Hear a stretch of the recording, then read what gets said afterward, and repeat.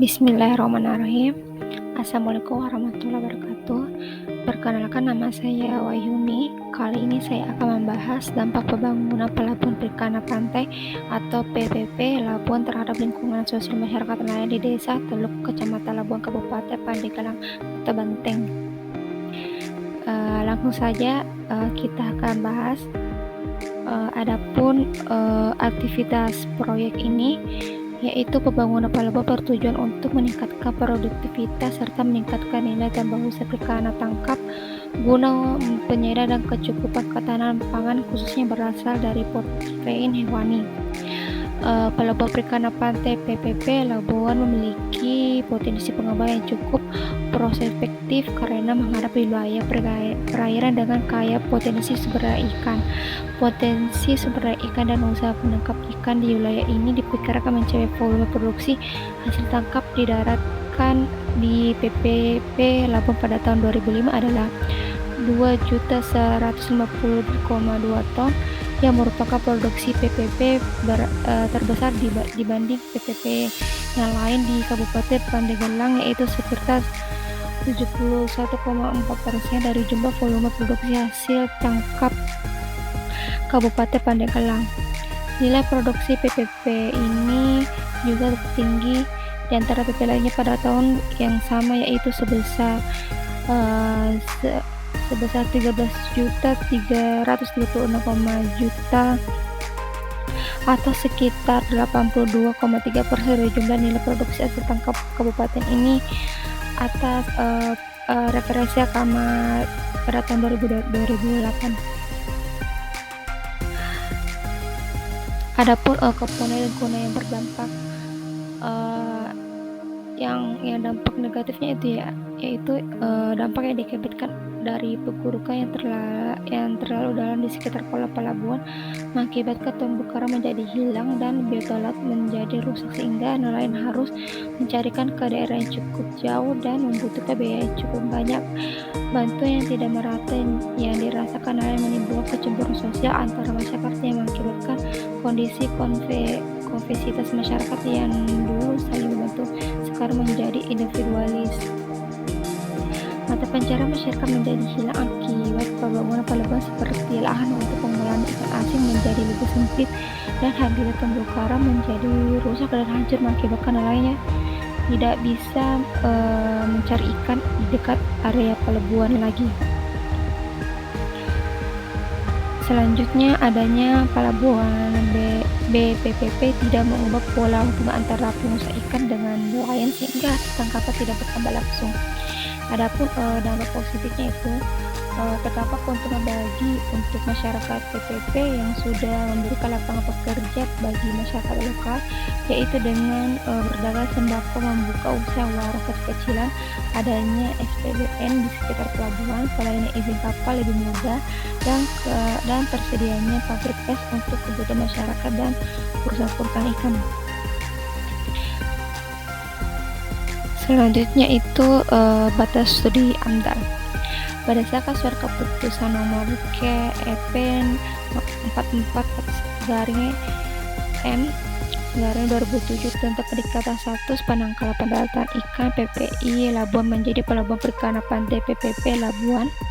Setiap perencanaan usaha dan atau kegiatan yang memungkinkan dapat menimbulkan dampak besar dan penting terhadap lingkungan hidup wajib memiliki analisis mengenai dampak lingkungan hidup pembangunan pelabuhan perikanan pantai PPP Labuan. Pasal 2 Undang-Undang Nomor 27 Tahun 2012 tentang AMDAL yang menyatakan keharusan melengkapi dengan AMDAL ialah kegiatan diperkirakan akan menimbulkan dampak terhadap lingkungan hidup, maka rencana pembangunan dan pengembangan pelabuhan laut dan penyeberangan perlu dilengkapi dengan AMDAL yang pelaksananya diatur oleh peraturan pemerintah kemudian diperbarui dengan peraturan pemerintah. Setiap kegiatan pembangunan yang positif sangat diharapkan terutama terhadap masyarakat yang berarti sekitar pelabuhan di Labuan, namun pada kenyataannya masih ada permasalahan yang terjadi sebenarnya tidak diharapkan dapat diakibatkan terhadap masyarakat itu sendiri. Pihak-pihak yang terlibat dalam proses AMDAL adalah Komisi Penilaian AMDAL, Komisi Penilaian AMDAL ini adalah komisi yang bertugas menilai dokumen AMDAL di tingkat pusat berkedudukan di Kementerian Lingkungan Hidup, di tingkat provinsi berkedudukan di Bappegalda atau instansi pengelola lingkungan hidup di provinsi, dan tingkat kabupaten atau kota. Unsur pemerintah lainnya yang berkompeten dan beserta yang dan warga masyarakat yang terkena dampak kerusakan terwakili di dalam komisi penilaian ini.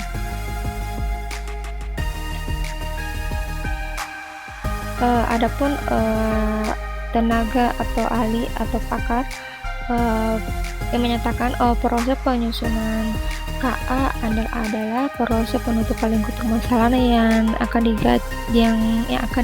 dikaji dalam studi AMDAL atau proses pelingkupan. Proses penilaian KA AMDAL setelah selesai disusun, maka Pemrakarsa mengajukan dokumen KA AMDAL kepada Komisi Penilaian AMDAL untuk dinilai berdasarkan peraturan lama. Waktu maksimal untuk penilaian KA AMDAL adalah 75 hari di luar waktu yang dibutuhkan oleh penyusunan untuk memperbaiki dan menyerahkan kembali dokumennya. Berdasarkan sumber saya dapatkan dari Gibson dan Bruce Mitchell pada tahun 2003 ya, dalam KIKI pada tahun 2012, prinsip analisis AMDAL dapat dilakukan, yaitu prinsip pendekatan terpadu, di mana ini pembangunan harus dilihat dampak pada skala lokal, nasional, dan internasional. Implikasinya dapat mempengaruhi kebutuhan dasar dan kemiskinan dapat dihilangkan.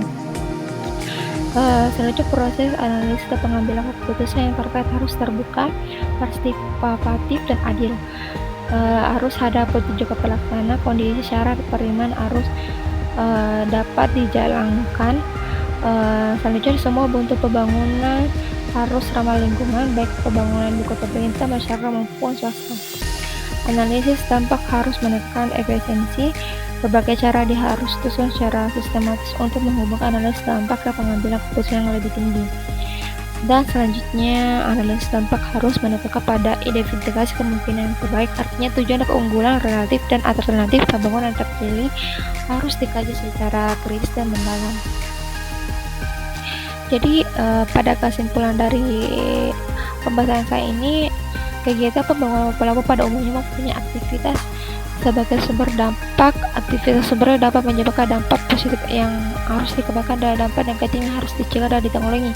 Analisis dalam penyusunan dokumen AMDAL yang harus dilakukan oleh para penyusun adalah analisis dampak lingkungan. Mungkin hanya itu yang dapat saya jelaskan. Bila ada kesalahan atau mempunyai kelebihan, mohon dimaafkan. Sekian dari saya. Assalamualaikum warahmatullahi wabarakatuh.